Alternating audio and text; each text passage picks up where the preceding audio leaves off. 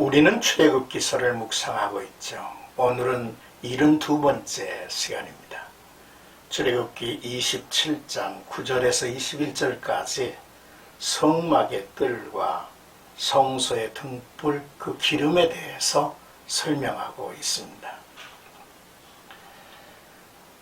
25장 1절에서부터 27장 8절까지 성막 뜰 안에 있는 성막, 번제단 및 각종 부속 기물의 식양이 계시된 데 이어서 본문은 성막을 에워싸고 있으며 외부와 구별시켜주는 뜰의 구조에 대해서 설명합니다.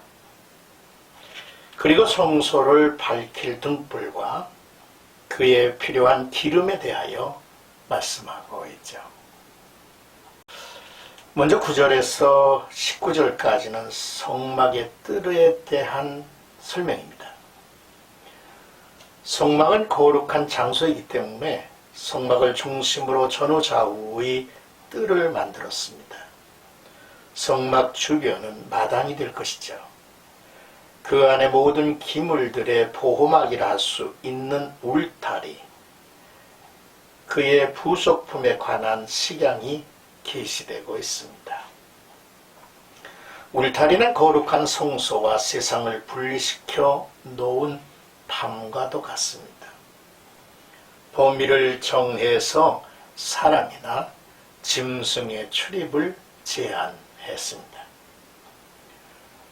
울타리는 가는 실로 짠 휘장을 60개의 기둥에 걸어 만들었습니다.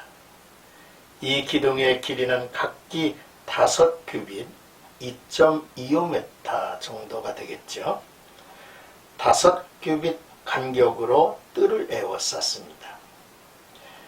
기둥의 받침은 노수로 만들었죠. 그리고 휘장을 기둥에 걸어 고정시키기 위한 갈고리와 휘장을 팽팽하게 유지시켜주는 긴 장대인 가름대를 은으로 만들었습니다.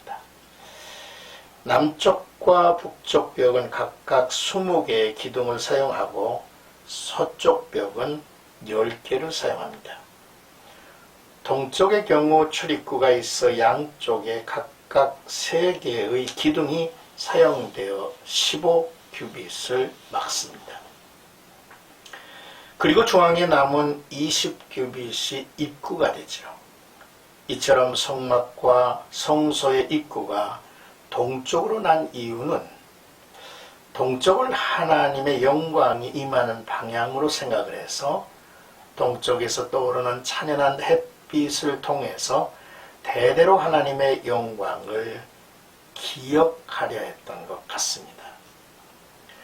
성막에 들어가는 입구는 성소와 지성소를 구분한 것처럼 여러 가지 색실로 짠 휘장을 설치합니다.